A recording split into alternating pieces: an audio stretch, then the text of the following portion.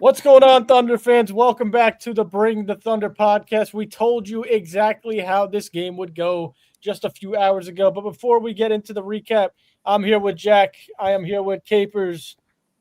And gentlemen, a very nice win to start off the road trip for OKC. 126 to 107. They take down the Los Angeles Clippers. Quick box score. Reed, oh my goodness, it's late. 30 points, 12 assists for Shea Gilgeous-Alexander in 29 minutes. It's just a consistent thing. He didn't even play the fourth quarter again. Really impressed with the 12 assists tonight. Chet goes for 11 and 5 on his first game back. Hartenstein 10 and 7. Everyone played good, but the big, yes, hotspot. You did tell us the big name of the night, Isaiah Joe, 22 points, 6 threes, and he went 7 of 12 overall. Yes, hotspot. I'm telling you, it's all you, bro. You got this was dedicated to you, my bro. On the opposite side, the Clippers, James Harden started with like almost 20 points in the first quarter, ended with 25. But Jack, this is really just how we expected this game to go. In our preview, we said, the second night of the back-to-back, they'll start fast. The LA Clippers, that being said, they start fast and they fizzle out throughout the game. We just keep throwing bodies at the guys and keep making shots, and that's exactly how it went. I mean, they competed until they couldn't compete anymore. What are your thoughts on the game, Jack? I think we touched on the turnovers this morning and I think the first quarter when it was close, they had 0 turnovers. Then second quarter when we made that comeback, they had 8, and then 6 and 5 in the third and fourth. So winning the turnover battle definitely helped with this one. But like you said, we nailed everything down to who was going to impact the game. John Collins and Derrick Jones. What's his name? Derrick Jones Jr. Yeah, those two we predicted it'll be fourth quarter it'll roll over. I guess everyone should just go watch our game preview and see how right we were. But overall, pretty happy with this win and looking forward to tomorrow. Yeah, Capers, I mean, I'm not even going to ask you directly about the game because, how everyone knows how it went. It was kind of a wash towards the end. How impressed are you, with the amount of injuries that we've already had to start the year, and that we're 8-0, best in franchise history. While injured. I just want to say this before I get to that. 18 three-pointers and only 10 turnovers. Yep. OKC, they really brought it tonight. Defense played well. Outside of the 3-point fouling, I didn't like that at all. That was a little excessive. But to answer your question, my impression, I'm on a scale of 1 to 10, I'm a 10. Listen, bro, you're missing J-Dub, you missed Caruso for some games, Kason, Dort. I don't know if Dort's hurt. I think they just cut his minutes. I don't know though. Maybe I could be wrong. But what I know, he's coming off of he was sick. Yeah. J-Dub, we're missing all these pieces, and we're starting. So just think about this. I know I keep saying it. Okay, so you win the title. You guys are injured. You have a makeshift starting lineup every other game, and you're starting off 8-0, the best in franchise history. They have not lost a game since Game 6, Jack. Do you know how long ago that was? Feels like ages ago. It feels like ages ago. I'll tell you what. I mean, I really wish we were fully healthy because the way they're playing and the way they're starting off, it'd be really fun if this team pulled like a 2016 Warriors and just started off so hot and continued throughout the season and just try to get to that 73 win mark. It'd be pretty cool. But I guess just staying in the moment here, something Capers and I were talking about while we were on playback. SGA was sniping from 3 tonight. He was putting them up, and he was 4 for 5 from deep, and he was talking his shit to the crowd, which is something you don't see him do often. He was talking to somebody. I don't know who it was. I think it was Batum or it was a crowd. Yeah, I don't know. We'll find out. I'm pretty sure it was Chris Paul's brother and his son on that makes sense. That makes sense. But I love it, man. When he's hitting his threes, he's unstoppable. The quickest 30 I've ever seen out of him. I looked up, he had 8 points at one point. Started off a little rocky. I looked up, he had 24 points. I was like, when did he get 24 points? And I guess that's what happens when he's hitting the 3 ball. It just his points go up. Yeah, it's just adding up. Quick mentions. I think OKC, it's stamped that they easily have the best bench in the NBA. We thought highly of them last year, but now, I mean, Wiggins is hooping. Isaiah Joe is looking unbelievable to start his season. We know what AJ Mitchell is already. Alex Caruso off the bench, and then you're gonna have Casey Wallace coming off the bench soon when J-Dub returns. Like, that's a starting lineup worthy bench. Like, how a team? I guess I'll ask you both the question: how is anybody gonna compete with that? And I didn't even mention Jalen Williams too. I know. It's going to be tough to compete with. It's going to be tough to compete with. But I had a question for Jack. Well, for both of you. Who are you guys worried of, or who are you guys think that could give OKC problems? Well,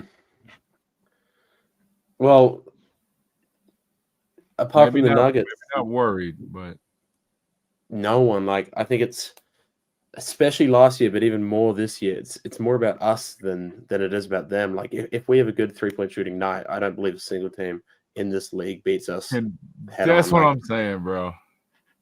So I think the question kind of flips towards like what team's defense can do what to us and like put us off our game instead of like their offense, because we know our defense is going to be consistent and always we'll hold them to just about 100 points, and they'll never have anything easy, and we'll fight on that end. But I guess it just depends on our offense, really. That's the limits to this team. Yeah, I love that answer. I think it's right on the nose. Like, even last year, like OKC, if they lose, they just beat themselves. That's really how it is. Unless a team shoots 80% from three on any given night and just everything's going their way. I got to give a shout to the Denver Nuggets, though. I mean, Aaron Gordon looks really good to start the season, like really good. And he looked very good in the playoff series last year before we blew them out in Game 7. But he's taking like step back threes off the dribble, shit I haven't seen from him. And he's getting to the line well to start the year. And then obviously the surrounding cast is fantastic. And obviously they have, if not, I'll call him the second best player in the NBA, Nikola Jokic, on their team. So they added depth. I mean, I think Valanciunas could give us some problems off the bench, but our bigs have been fantastic in the paint this year. So yeah, that's really it for me. I got nobody in the East that right now can compete with OKC, and I think nobody outside of the Denver Nuggets in the West, which I'm hoping that's the conference finals this year because there's a little bit of a rivalry there. So that's my point. That's my point why I asked you, Joe, because we don't see them until February. Right. And that's a disservice to NBA fans. So we're going to get healthier. Hopefully. Well, it could. In theory, we should get healthier. You never know what will happen. Right. But we should be getting healthier by the time we play them. So, dude, who the hell is going to beat us, bro? Until then, I mean, listen, we could go over a little bit of a schedule preview for OKC. Obviously, this is the first night of a back-to-back. We're in Portland tomorrow night. Obviously, back-to-backs. We'll see who's playing. We'll see how the team comes out. Playing. Portland's been a competitive team so far this year.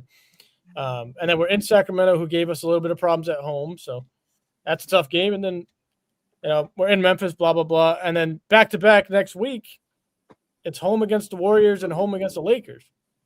On a back-to-back, those are tough matchups. So we'll see. We got some tough games coming ahead. But right now, I mean, it's just cruise control right now. Yeah. Mm-hmm. When does Dub come back? He's going to be reevaluated in the next 10 days or so. He just had a little minor procedure because he had a little bit of a re-aggravation on the wrist. So I don't know. It could be longer term. It could just be. I think it'll be longer. Yeah, I think so as well. Yeah. But we'll see. I mean, better safe than sorry. Yeah, hopefully sooner than later. At this point, I want to see like Kenrich Williams get back because that's another guy who's great in the regular season for us. Even had some good playoff moments last year. And obviously, we're all wishing Tope could, a speedy recovery on his end. But yeah, this team is just unbelievable, and it's not even the fact like how they win games. It's just the level of competitiveness that this team brings every night to start the season, especially against like teams like New Orleans where they don't have to try as much. It's just why they're so good. It's just why they're so good in the regular season. They want to win every single game. There's no nights off with this team. And I was particularly impressed tonight in the second quarter. I think that's where we really won the game. But Shea didn't check back in until I think about the 5-minute mark, and I think AJ Mitchell and Aaron Wiggins really held it down for those non-SGA minutes in that second quarter. So that's something that we haven't seen too much this year. But they brought the lead back, and then Shea could come in and well rested and just take over again. So that was pretty promising, I thought. That's a really good point. And Capers, like, the problem with OKC last year, and there weren't many, obviously they won 68 games and they won a championship. It was those non-SGA minutes. J-Dub had to play the backup point guard role. Yeah. He's not even playing in these games yet, mind you, and Shea is coming off the floor, and we're winning those minutes. And we're winning those minutes. Wiggs and Caruso. Crazy. It's unbelievable. It is unbelievable, bro. Like, I don't know. I think we went into the fourth quarter up 8. Right? So it's still a game. That's 8 points in the NBA is nothing. We were down 14 in this game. Yeah. He didn't come back on the court. SGA never stepped foot on the court. Never stepped foot again. We were only up 8 to start the quarter. Yeah. And we won the quarter by 11 points, and it was more than that. Obviously, there was some garbage time points. Like, this team is just disgustingly good. And while I'm watching, I'm like, if I'm other teams, I'm just like, what do we do? What do we do? Because on any given night, it could be any of these guys. Isaiah Joe had 22 tonight. Aaron Wiggins, we've seen him go for 40. Chet Holmgren had an off night tonight, getting back into his rhythm. He could go for 30. AJ Mitchell goes for 20. Like, there's just too many players. And then when Dub gets back, it's just even worse for these teams. So I'm expecting a really successful regular season at this point. Yeah. Yeah, I agree. And one great part about this game as well, on the first night of a back-to-back, is Chet played the most minutes at 30 minutes. No other player had every other player was under 30, so it's pretty decent for. Did we get a report on why Lou only played 15? I think it might have been a shoulder. They calling it a shoulder right now? Well, he ran into Zubac funny. He seemed a bit to wince, but I guess we'll be updated pretty soon. Yeah, we'll be updated. I mean, I guess we could assume that he won't play tomorrow on a back-to-back anyway, coming off this illness or whatever. But, I mean, even with Lou off the court, guys are stepping up and playing defense. And it's obviously led by Shea.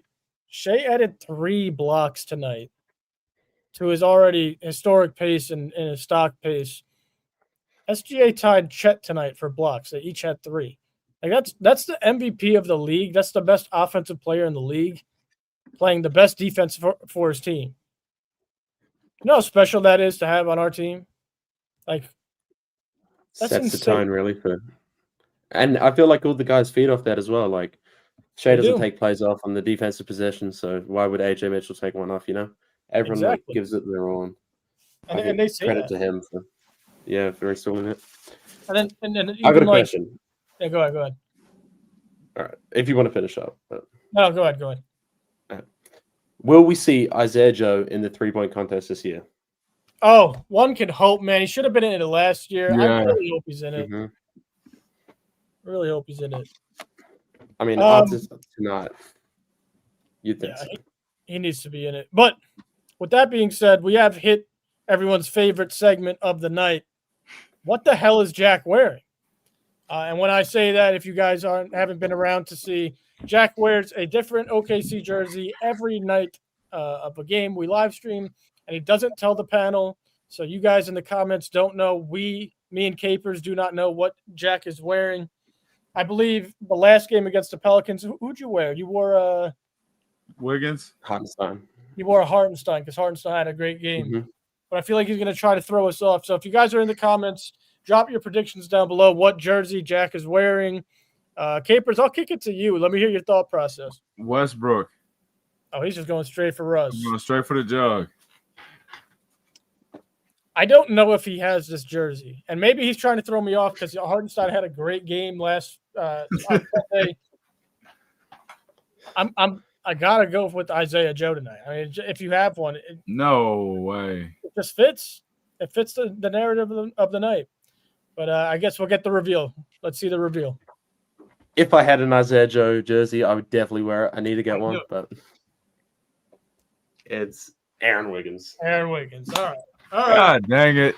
I think I'm like See, four in a row. He needs to help me out. He got to get the jerseys with the sponsor on it. Yeah, I know. Yo, That'll be I easier don't for think we me. have them. Yeah. But Aaron Wiggins. all right, that concludes What the Hell is Jack Wearing? And that is sponsored by Nobody Yet. Nobody Yet. Yeah. And just quick, if you guys are enjoying the content, leave a like, subscribe to the channel.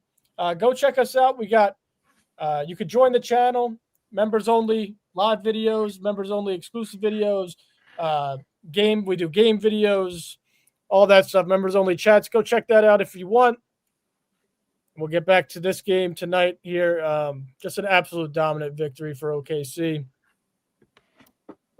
Not much more to say about this one. It's kind of, you know what? There's one more thing I'd like to bring up about this game and how I mentioned, like OKC brings it every single night, and that's why they're so successful. Why are we load managing Kawhi and Bradley Beal, man? Why are we doing that? Like, I can understand Kawhi's done it forever, but like, is Bradley Beal so good of a player at this stage of his career that he needs to load management shouldn't be a thing, bro.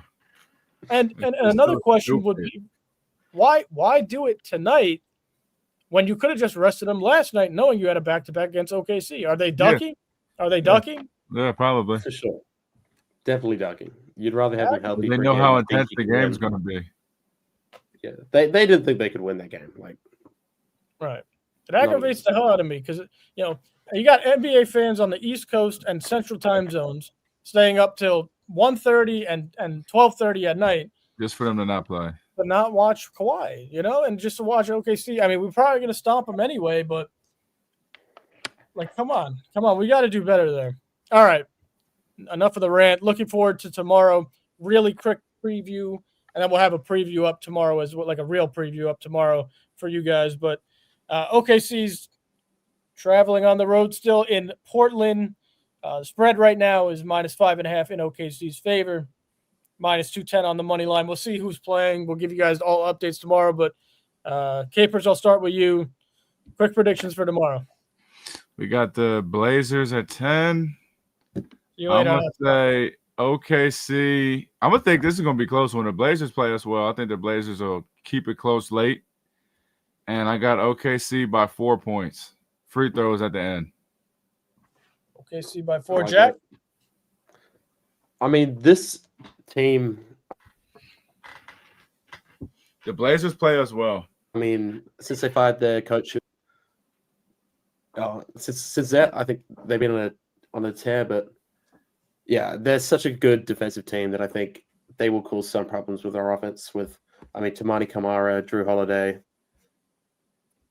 I don't quite know what will happen, to be honest. It'll obviously go one or two ways, but I agree with Capers. I think it'll be a close one. But then again, we are just too good, so it's a bit unpredictable. This would be our first back-to-back this year? I believe so, yes.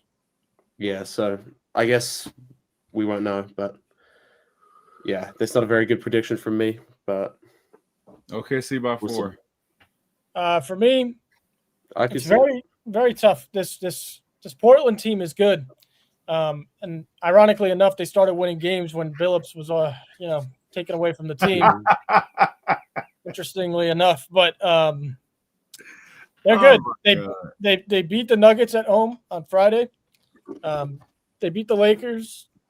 They beat the Warriors by 20 at home. So they compete their asses off. I'm gonna take OKC. I can't not take them. I can't not take them just the way they're playing. But it's gonna be tough. The spread's only 5.5 for a reason. It's not gonna be a blowout. I promise you, it's not, especially on a back-to-back night. It's not going to be a blowout. There's a chance that Portland could just play their asses off at home and win the game. But I don't see that happening. I see Shea taking over at some point. He said, anytime you have Wiggins and AJ Mitchell closing the game, you are losing. Yeah, I guess you're right at this point. Hell yeah. But somebody will step up tomorrow and bring OKC over the top. Whether it's AJ or Wiggs, whether it's Shea, Chet, if Chet plays tomorrow. I can promise you one thing, though. There will be no load management for the best player in the NBA. He'll be on the court tomorrow. Mhm. Everybody, really enjoy you guys watching the show. We'll be live tomorrow. Check out our game preview tomorrow. We'll have it up around, say, 4 p.m. Central Time. Again, I want to reiterate, if you guys are enjoying the content, like the video, subscribe to the channel, go check out our memberships, and we will see you guys tomorrow night. Sorry if I'm a little slow. It's 2 a.m. here on the East Coast, so but we will see you guys tomorrow night. And as always, Thunder up, baby. Let's go.